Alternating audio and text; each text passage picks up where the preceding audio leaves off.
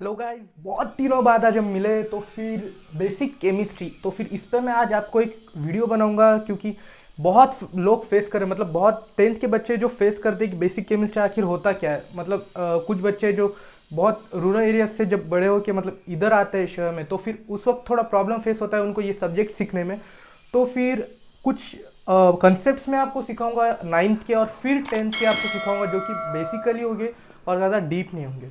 By the way, my name is संस्कार वानखेड़े और आप देख रहे हैं साइंस एक्वेरियम। तो फिर आज बेसिक केमिस्ट्री में देखते हैं केमिस्ट्री के ये पॉइंट। It's magic, okay. तो फिर वो छोड़ो और ये देखो, हमें ये चार topics atom, molecule, compound, structure of atom. तो फिर ये चार टॉपिक्स है जो हमें अभी इस वीडियो में पढ़ने, और कंसेप्ट ऑफ फिजिक्स भी मैं आपको सिखाऊंगा। तो फिर वो भी होगा पर नेक्स्ट टॉपिक, मतलब नेक्स्ट वीडियो में, ओके। तो फिर अभी हम शुरू करते सीधे एटम, मॉलिक्यूल, कंपाउंड और स्ट्रक्चर ऑफ एटम से। तो फिर ज़्यादा देर नहीं लगाते और वीडियो को शुरू करते हैं।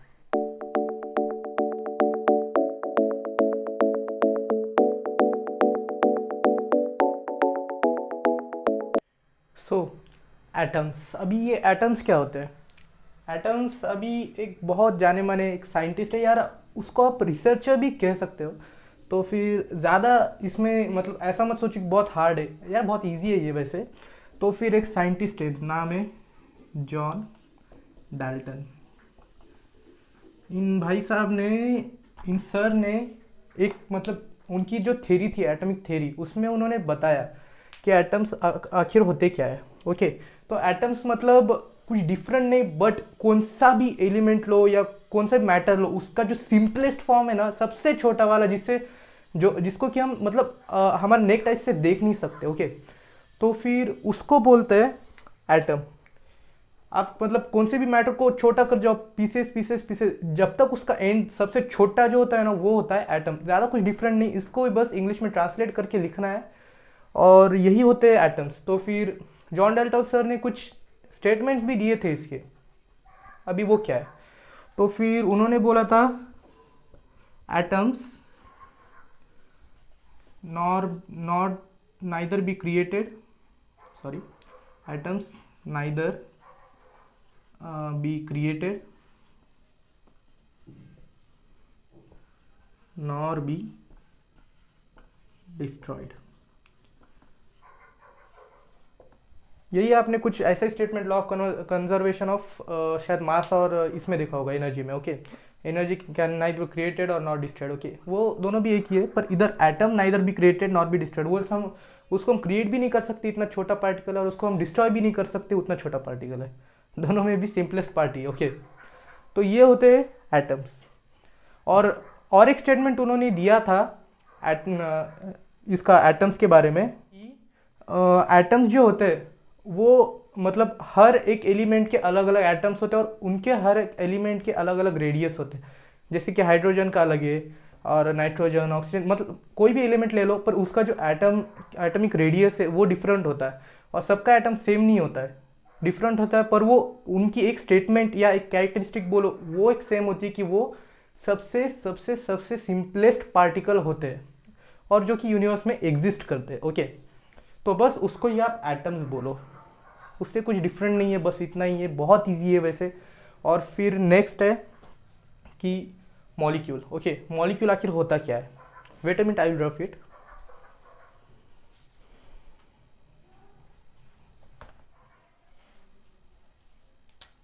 ओके, तो फिर मॉलिक्यूल, अरे वेट, मॉलिक्यूल स्टार्ट करने से पहले एटॉमिक के एटम्स के बारे में तो बता दिया, पर एटॉमिक मास के बारे में मैंने आपको नहीं बताया। एटॉमिक मास आखिर होता क्या है?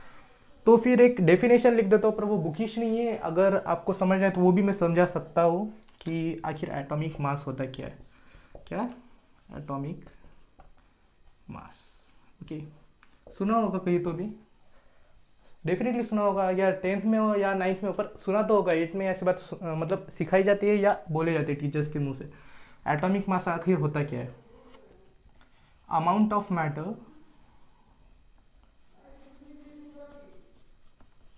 Present in that atom, in that atom, okay. Amount of matter present in that atom, बस वही एटॉमिक मास, और कुछ नहीं है।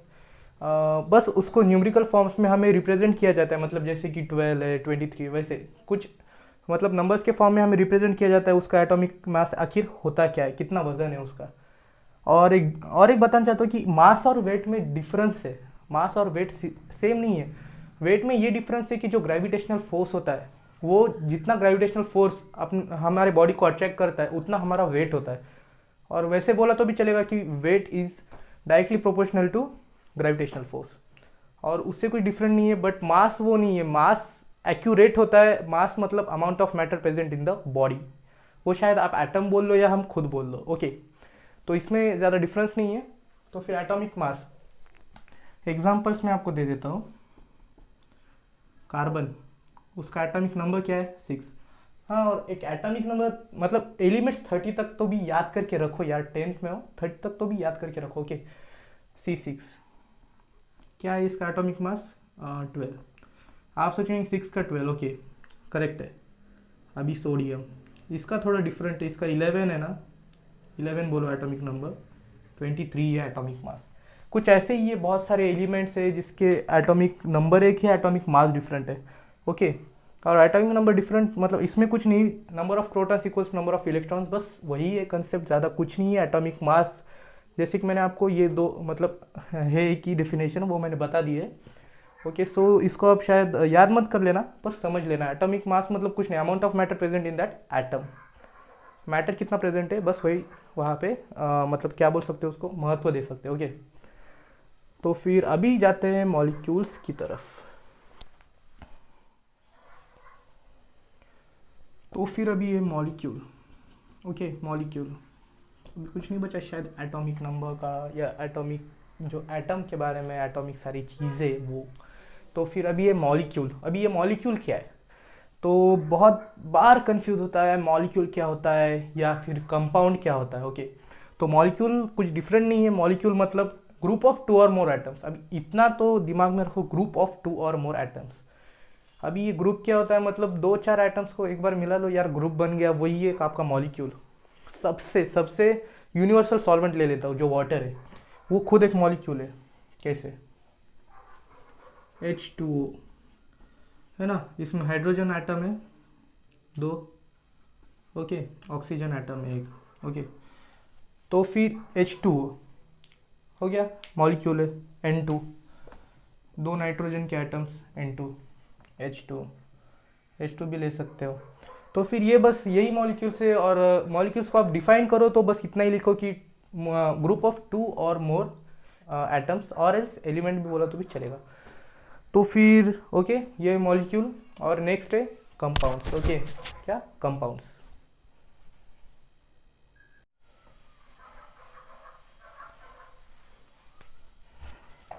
अभी क्या है? Compound, okay. कंपाउंड, तो फिर कंपाउंड आखिर होता क्या है? ये भी सेम मॉलिक्यूल की तरह, डेफिनेशन इसकी भी मिक्सचर ऑफ 2 और मोर कंपोनेंट्स बोल सकते हो, या एटम्स, और इस कंपोनेंट ही बोलो, अच्छा है। तो फिर मिक्सचर होता है, इसमें भी ज़्यादा कुछ डिफरेंट नहीं होता, एक ग्रुप बनाते हैं इसमें भी। कंपाउंड मतलब एक ग्रुप ही पर अलग अलग एटम्स का, जैसे मॉलिक्यूल्स में था सिमिलरली वैसे ही, पर कुछ ज़्यादा होते हैं, ओके। जैसे कि अभी कंपाउंड में बोलूँ NaCl, H2 भी एक कंपाउंड है, ओके, वो कुछ ज़्यादा डिफरेंट नहीं है। NaCl या फिर ग्लूकोज बोल सकते हो, okay, glucose best example, glucose compound. Glucose आखिर इसका फार्मूला C6H12O6, ये शायद आपने पढ़ा होगा 8th में 7th में, कभी फोटोसिंथेसिस की प्रोसेस में बोला होगा, या फिर ब्रेकिंग डाउन ऑफ ग्लूकोज में भी ये शायद आपको बोला होगा ग्लूकोज। और फिर और क्या ले सकते हैं? सुक्रोज, C12H10O12, ओके, वैसे ही है, ज़्यादा डिफरेंट नहीं है कंपाउंड्स मतलब। और फिर इसमें होता क्या है, मतलब केमिकल बॉन्डिंग होती है। अभी बॉन्डिंग, यार बॉन्डिंग क्या है? बॉन्डिंग क्या है? बॉन्डिंग मतलब ज़्यादा उसमें कोवलेंट और आयनिक बॉन्ड्स होते हैं, बस कोवलेंट और आयनिक बॉन्ड्स। कोवलेंट बॉन्ड के बारे में मैंने वीडियो बनाया तो भी इधर बता देता हूँ। कोवलेंट बॉन्ड होते क्या, मतलब शेयरिंग ऑफ इलेक्ट्रॉन्स होते हैं। शेयरिंग ऑफ इलेक्ट्रॉन्स मतलब अभी जो ऑक्टेट होते हैं, मतलब अभी कार्बन है C6, ओके। तो फिर इसका इलेक्ट्रॉनिक कॉन्फ़िगरेशन क्या है? 2,4, क्या है? 2,4। तो फिर 2,4 में वैलेंस इलेक्ट्रॉन्स में कितने 4 इलेक्ट्रॉन्स है, इसको ऑक्टेट कंप्लीट करना है +4 और 4 इलेक्ट्रॉन्स चाहिए। किससे ले सकता है, ऐसे बॉन्ड्स बनाते हैं, okay, single bond, double bond, hydrogen, उसको ड्यूप्लेट कंप्लीट करना है, एक इससे लेगा और ये फिर एक इससे उधर उधर लेते लेते बस इसमें शेयरिंग, भाईचारा, उसे ही बोलते हैं कोवेलेंट बॉन्ड। आयनिक बॉन्ड्स में क्या होते हैं, 2 आयन्स होते हैं जो कि कैटायन और एनायन।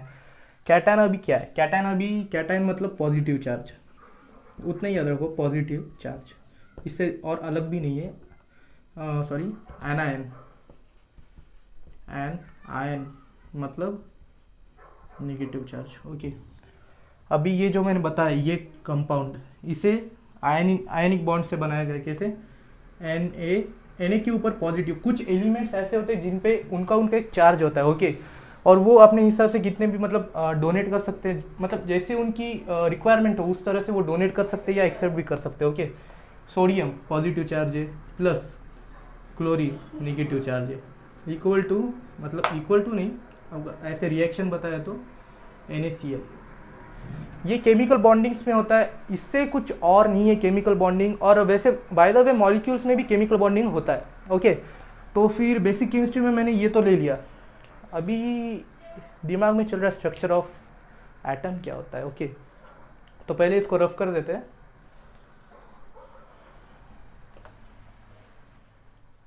ओके। तो स्ट्रक्चर ऑफ एटम, इसमें अभी हम एटम का स्ट्रक्चर देखेंगे जैसे मैंने बोला है। तो फिर आपने आज तक कुछ ऐसे सर्कल्स देखे होंगे ना, ये और एक निकलते, ओके, ये नको इतने अच्छे, ओके। तो फिर ये कुछ ऐसे स्ट्रक्चर्स आपने शायद देखे होंगे आज तक। तो फिर आखिर ये होता क्या है, बेसिक में मैं आपको पहले बता देता हूँ कि सेंटर में जो होता है वो प्रोटॉन और न्यूट्रॉन होता है, वैसे प्रोटॉन और न्यूट्रॉन, ओके। इस पर कोई चार्ज नहीं होता न्यूट्रॉन पे, और प्रोटॉन पे पॉजिटिव चार्ज होता है वैसे। और फिर बाकी इधर क्या होगा, फिर ये तो खाली नहीं पड़ेंगे, इधर होगा इलेक्ट्रॉन्स, ओके, इलेक्ट्रॉन्स जितने मतलब एटम के हिसाब से, उस एलिमेंट के हिसाब से, उसके वैलेंस के हिसाब से यहाँ पे एटम्स होंगे, मतलब एटम्स मतलब इलेक्ट्रॉन्स होंगे, यहाँ पे नेगेटिव चार्ज होते हैं। इलेक्ट्रॉन्स पे कौन सा चार्ज होता है, नेगेटिव, प्रोटॉन पे पॉजिटिव चार्ज होता है। और सेंटर में सिर्फ और सिर्फ प्रोटॉन्स और न्यूट्रॉन्स होते हैं। और स्ट्रक्चर ऑफ एटम में इधर शेल्स होते हैं कुछ, जैसे कि KLM, शायद रहना देने चाहिए तो, है ना, N शेल। और फिर कुछ सब शेल जैसे SPDF, वो क्वांटम नंबर्स पे बेस्ड है वैसे। तो फिर वो मैं अभी इधर नहीं सिखाऊंगा, इधर फिलहाल आपको KLM N शेल बता दूंगा क्या होता है। तो फिर हर शेल में एक लिमिट होती है, आपने देखा होगा बहुत चीज़ों में लिमिट होती है, वैसे इधर भी एक लिमिट है कि इधर ना कुछ नंबर ऑफ एटम्स मतलब बैठ सकते हैं, जैसे कि अभी K शेल में। इसका इन सारे शेल्स का एक ही फॉर्मूला है, 2n², ओके। क्या है, 2n²। अभी n मतलब नंबर ऑफ शेल, मतलब कौन से शेल कौन सा नंबर का है वो। अभी 2, n कौन सा 1, क्यों, K कहाँ पे फर्स्ट शेल है, ओके। तो 1 स्क्वायर 2 आ गया। और वैसे ही L shell 2 square 4 8, L shell में 8, KLMN लिखते जाओ वैसे ही 2n²। ये फॉर्मूला बस यूज़ करो, यहाँ पे कितना बैठते हैं बस लिखते जाओ, आपको मिल जाएगा, ओके। और स्ट्रक्चर ऑफ एटम में बस इससे हम एक इलेक्ट्रॉनिक कॉन्फ़िगरेशन निकाल सकते हैं। और इलेक्ट्रॉनिक कॉन्फ़िगरेशन निकालने के लिए हमें वैलेंस की ज़रूरत पड़ती है। वैलेंस आखिर होते क्या है, वो बहुत बड़ा एक क्वेश्चन होता है। I rough it once, okay.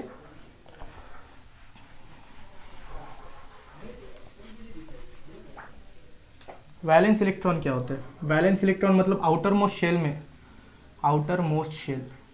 अभी शेल क्या होता है मैंने आपको बता दिया, ये जो ऐसे गोल गोल देखते हो ना, वो एक शेल्स होते हैं। तो फिर एटम आउटर मोस्ट शेल में जितने भी इलेक्ट्रॉन्स है बस उसे वैलेंस इलेक्ट्रॉन बोलो। अभी आउटर मोस्ट शेल में कितना है वो कैसे देखिए, ओके।